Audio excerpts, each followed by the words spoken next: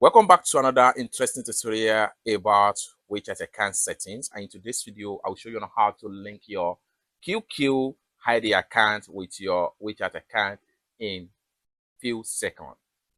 So let's get started. Very first thing you want to do is to go ahead and open up your WeChat app.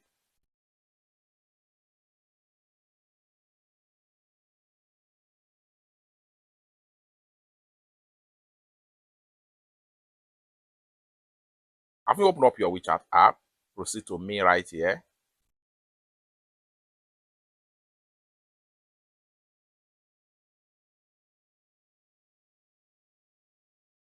Go ahead and click on settings. Proceed to account security.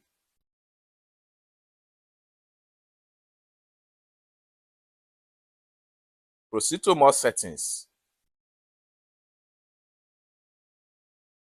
Go ahead and select your QQ ID not linked. Go ahead and click on link now.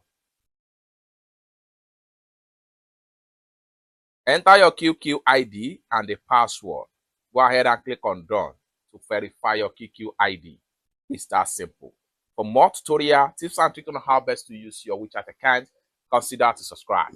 Thank you so much for watching, and I hope to see you in my next video. Peace out.